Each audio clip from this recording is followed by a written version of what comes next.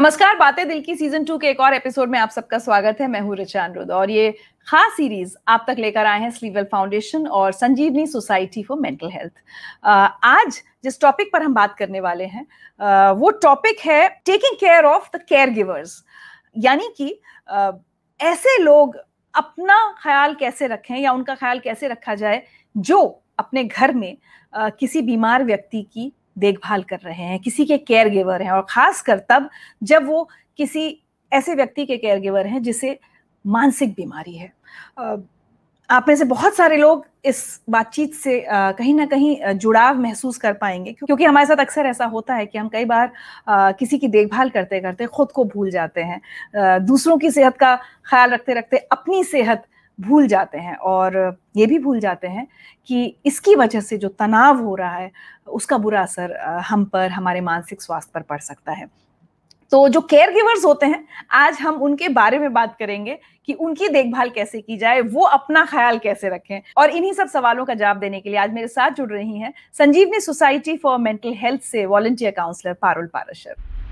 तो पारुल, जैसा आप जानती हैं, आज हम बात करने वाले हैं केयर गिवर्स की, जो ऐसे लोग जो देखभाल करते हैं किसी और की।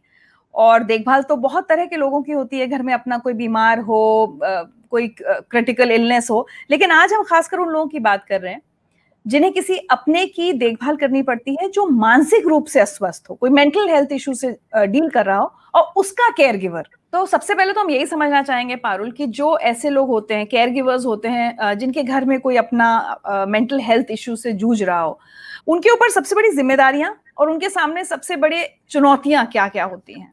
देखिए, जब कोई एक केयरगिवर है, एक पर्सन का जिसको मानसिक बीमारी है, तो पूरा फैमिली उसके साथ रह रहा है, उसका असर पूरी फैमिली पर पड़ेगा।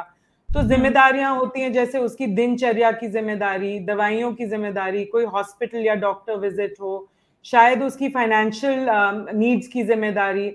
और चैलेंज ये एक पड़ जाता है कि जो भी उनके मेंटल इलनेस का या उनकी मानसिक रोग का जो भी उनके मूड स्विंग्स या जो भी मूड पर असर होता है, वो भी केयर गिवर पर ही बहुत बार आता है। जैसे चाहे वो गुस्सा हो या मूड स्विंग हो, तो मुश्किल पड़ जाता है केयर गिवर के लिए। इसको एक टर्म भी कहते हैं, केयर गिवर्स बर्डन। तो पारुल, कई बार काउंसलिंग के दौरान आपने ये भी देखा होगा कि भाई जिसको मेंटल इलनेस है वो तो है, उसका तो जो भी इलाज चल रहा होगा, लेकिन जो केयर गिवर है उसकी मेंटल हेल्थ पर कितना बुरा असर पड़ता है देखभाल करते करते। तो किसी प्रियजन की जो देखभाल करता है उसके भी मेंटल हेल्थ पे बहुत असर पड़ जाता है। और हमने देखा है कि जो अपने आप को बहुत मजबूत भी समझते हैं, वो भी तनाव में आ जाते हैं। तो तनाव अलग अलग टाइप के होते हैं। जैसे फिजिकल होता है कि बॉडी के किसी पार्ट में दर्द होना, सर दर्द, पेट दर्द, पेट पे बहुत असर होना, गैस, एसिडिटी, बहुत अनएक्सप्लेन्ड एक्स एंड पेन्स। फिर एक फीलिंग्स पे, जैसे एक बेबसी, एक शर्मिंदगी, ये सोचना कि दूसरे मुझे नीचा देख रहे हैं, एक दुख की फीलिंग। फिर एक फीलिंग कि मुझे कोई समझ नहीं पा रहा है, मैं अकेला महसूस कर रही हूँ। और फिर इसका इम्पैक्ट बिहेवियर पे पड़ना, जैसे चिड़चिड़ापन और गुस्से की वजह से अपने फैमिली मेंबर, वाइफ, हस्बैंड या बच्चे, किसी को भी पीट देना या उन पे चिल्लाना। फिर जो फैमिली फंक्शंस हैं या समारोह हैं उनको अवॉइड करना, शराब या नशीले पदार्थ, सिगरेट का अधिक उपयोग करना। तो बहुत अलग अलग असर पड़ते हैं किसी के मतलब मेंटल हेल्थ पे। और इसलिए केयर गिवर को, जो मैं आपको एक बता रही थी, केयर गिवर बर्डन तभी कहते हैं ऐसे, क्योंकि ये आसानी से उठाने वाली चीज नहीं है। इसको बहुत समझना पड़ता है, इसके लिए बहुत अपने आप पे काम करना पड़ता है इसको एक उठाने के लिए। तो कैसे कैसे एक केयर गिवर अपनी भी देखभाल करे, मतलब उसकी तो देखभाल करे ही जिसको उसकी जरूरत है, जो कोई मेंटल हेल्थ इश्यू से जूझ रहा है उसका अपना, लेकिन अपनी भी देखभाल करे कि वो उसकी देखभाल करते करते वो खुद बीमार ना पड़ जाए।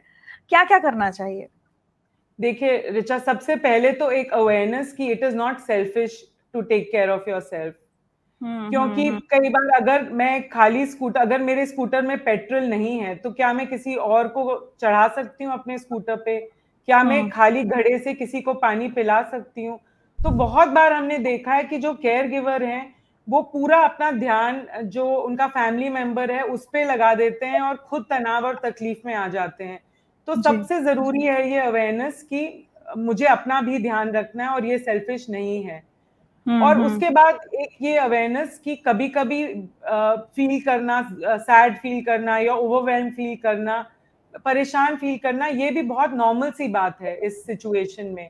तो अपने आप को इसमें क्वेश्चन ना करना, एक्सेप्ट करना कि ये नॉर्मल बात है। अगर मेरे को बहुत, आज मैं बहुत परेशान हो गई हूँ या दुखी फील कर रही हूँ, ये झुंझलाहट हो रही है, इरिटेबिलिटी हो रही है। एग्जैक्टली, अपनी फीलिंग्स को एक्सेप्ट करना और ये अपने आप को कहना कि ये नेचुरल है, मेरी सिचुएशन में मेरे ऊपर है तनाव और मेरे को ये एक्सेप्ट करना है कि मेरे ऊपर तनाव है, ये मुश्किल सिचुएशन है।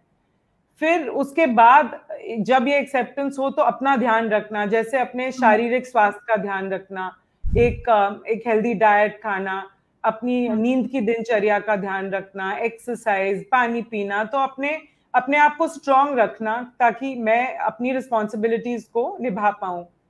फिर है कि किसी हॉबी में या कोई जो चीज मुझे मजा देती हो उसमें इन्वेस्ट करना, क्योंकि बहुत जरूरी है अपने आप को डिस्ट्रैक्ट करना एक हेल्दी वे में।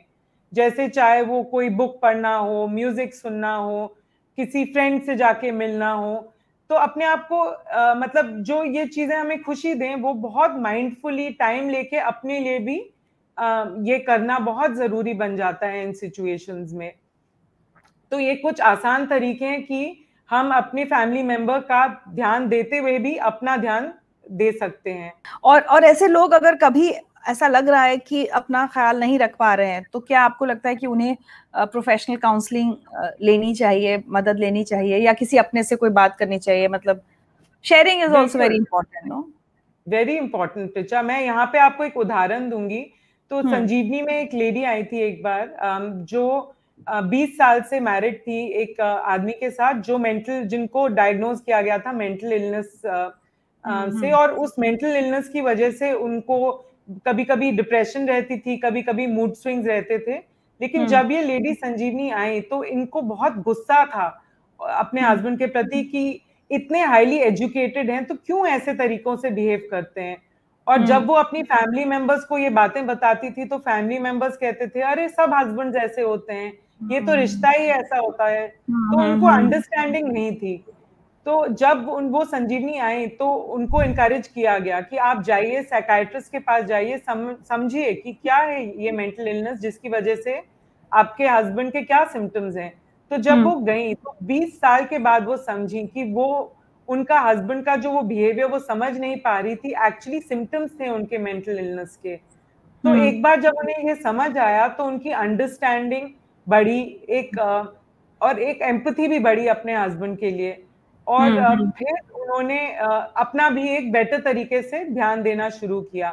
तो बिल्कुल, अगर हमें लग रहा है कि डिस्पाइट ट्राइंग हम नहीं कोप कर पा रहे, तो बिल्कुल हमें किसी प्रोफेशनल संस्था के पास जाके हेल्प सीख करनी चाहिए, क्योंकि हमारी सोसाइटी में बहुत लिमिटेड अंडरस्टैंडिंग है मेंटल इलनेस के बारे में। अगर हम अपने फ्रेंड्स और फैमिली को बताएं भी कई बार तो उनको इतनी समझ नहीं है, इतनी अंडरस्टैंडिंग नहीं है, एक स्टिग्मा भी है सोसाइटी में। तो अगर हमें लग रहा है कि हमें वो सपोर्ट अपने लव्ड वन से नहीं मिल रहा है तो हमें कहीं मदद लेनी चाहिए, सपोर्ट लेनी चाहिए। अच्छा पारुल, मैं ये भी समझना चाहूंगी, अभी हमने बात की उन केयर गिवर्स की जिन्हें ऐसे लोगों की देखभाल करनी है जिन्हें मानसिक रूप से कोई परेशानी है, लेकिन अब हम सारे तरह के केयर गिवर्स की बात करें। अभी हाल ही में कोविड के दौरान हमने देखा, उसके बाद कोविड के बाद लोगों को बहुत तरह की हेल्थ कॉम्प्लिकेशंस हो रही हैं, तो कोई ना कोई तो उनका घर में देखभाल ही कर रहा होगा। कैंसर पेशेंट्स की बात करें, या कई बार किसी के घर में अल्जाइमर्स जैसी बीमारी भी हो जाती है, उस पर भी देखभाल करनी पड़ती है। क्या सभी केयरगिवर्स इसी तरह के स्ट्रेस और टेंशन में जीते हैं जब किसी अपने की देखभाल करते हैं? बिल्कुल ऋचा, बहुत चैलेंजिंग होता है किसी और की देखभाल करना। और अभी आपने कोविड की बात की तो हमारे पास बहुत ऐसे लोग आए कोविड में जो केयरगिवर्स हैं, जो हमें बताते हैं कि कितना मुश्किल हो गया उनके लिए कोविड के टाइम, क्योंकि एक ये स्ट्रेस बना रहता कि अगर मुझे कुछ हो गया तो मेरे फैमिली मेंबर जो मुझ पे डिपेंडेंट है उनका क्या होगा, अगर मैं अस्पताल पहुंच गई तो उनकी देखभाल कौन करेगा, अगर किसी कारण कोविड कॉन्ट्रैक्ट करके मेरी डेथ हो गई तो क्या होगा मेरे पीछे।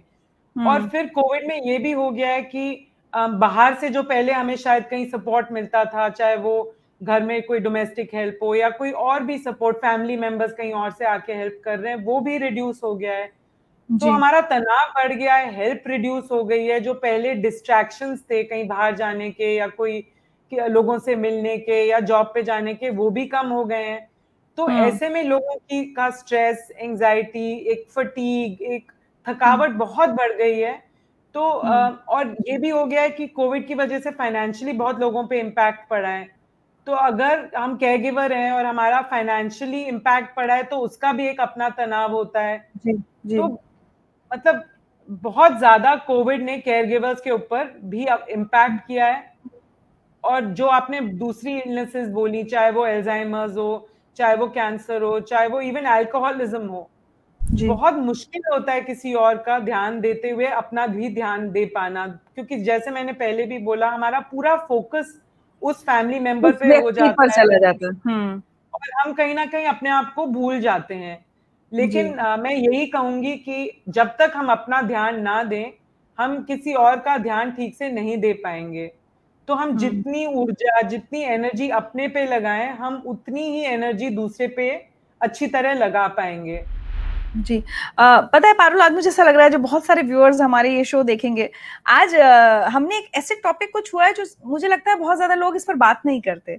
हम उस इलनेस की बात कर लेते हैं कि भाई इसको ये समस्या है, ये कैंसर पेशेंट है या ये मेंटली इल पेशेंट है, इनका ये इलाज होना चाहिए, इनकी ऐसे देखभाल होनी चाहिए। लेकिन देखभाल करने वाले के मानसिक स्थिति पर, उसके तनाव पर, और वो तनाव हर तरह का होता है, फिजिकल स्ट्रेस भी होता है, भाई बार बार अस्पताल लेकर जाना है, डॉक्टर के पास लेके जाना है या काउंसलर के पास ट्रीटमेंट के लिए लेके जाना है। तो मुझे लगता है बहुत सारे आज लोगों को एक होप या स्ट्रेंथ मिल रही होगी आपकी बातें सुनकर। तो चलते चलते आप सारे केयर गिवर्स को क्या मैसेज देना चाहेंगी, और वो चाहे फिजिकल इलनेस वाले पेशेंट्स की केयर गिवर्स हो, चाहे मेंटल हेल्थ के पेशेंट्स के केयर गिवर्स हो? तो मैं 2 मैसेजेस देना चाहूंगी ऋचा, कि एक तो कि it is not selfish to take care of your self जब तक हम अपना पूरा ध्यान नहीं देंगे, हम किसी और का ध्यान नहीं दे पाएंगे। दूसरा, it is okay to ask for help, क्योंकि कई बार मैंने देखा है कि जब हम केयर गिवर से पूछते हैं आप कैसे हैं, तो वो बोलते हैं हाँ मैं बिल्कुल ठीक हूँ। क्योंकि कहीं ना कहीं हमारी सोसाइटी में एक एक्सेप्ट करना कि मुझे मदद की जरूरत है शायद एक साइन ऑफ वीकनेस माना जाता है, या कि मैं अपनी जिम्मेदारियों को खुद निभा नहीं पा रही हूँ ऐसा माना जाता है, मैं दूसरों के ऊपर बोझ नहीं बनना चाहती। या कई बार लोग ये सोचते हैं कि अरे देखो जरा सी देखभाल किसी की क्या कर ली तो दया चाह रही है ना, लोगों को ये भी लगता है कि कंप्लेन कर रही है, शिकायत कर रही है या कर रहा है। लेकिन अगर हम, it's okay to ask for help, कि अगर बहुत ज्यादा हमें लग रहा है, ओवरवेल्म लग रहा है, किसी को फोन कर लिया, अपने दिल की बात बोल दी, जो सपोर्ट करेगा हमें नेचुरली, या छोटे छोटे तरीकों से हेल्प मांग ली। अगर कोई किराने की दुकान जा रहा है तो आप मेरे लिए भी कुछ ले आओ, या आप कहीं बीमा भराने जा रहे हो, ये रहा मेरा चेक, आप मेरे लिए भी भर लो। तो ये बहुत जरूरी है कि हम दूसरों से, जहां हमें बहुत ओवरवेलमिंग लग रहा है, मदद मांगे, क्योंकि उससे भी हमारा स्ट्रेस कहीं ना कहीं कम हो सकता है। So it is okay to ask for help. जी पारुल, तो जैसे मैंने कहा कि बहुत सारे लोगों को ऐसा लगेगा कि हम उनकी कहानी समझ पा रहे हैं या उनकी स्थिति समझ पा रहे हैं, और ऐसे लोगों को शायद इस बातचीत से हिम्मत मिले। एक बार हम फिर से कहना चाहेंगे कि अगर आपके अपने घर में कोई भी बीमार व्यक्ति है, खासकर अगर मानसिक रूप से वो बीमार है और आप उसकी देखभाल कर रहे हैं, तो याद रखिए कि कहीं ना कहीं वो देखभाल करने का असर आप पर भी पड़ रहा है। तो दूसरे व्यक्ति की तो देखभाल कीजिए ही, खुद की भी देखभाल कीजिए, अपना भी ख्याल रखिए। और अपना ख्याल रखना बिल्कुल भी सेल्फिश होना नहीं कहलाता है। जब आप खुद का ख्याल रखेंगे, खुद ठीक रहेंगे, तब भी आप किसी और की देखभाल कर पाएंगे। Parul, thank you so much इतने खूबसूरत मैसेज के लिए और इतने अच्छे से बहुत बात हमको समझाने के लिए। Thank you so much. Thank you so much Richa.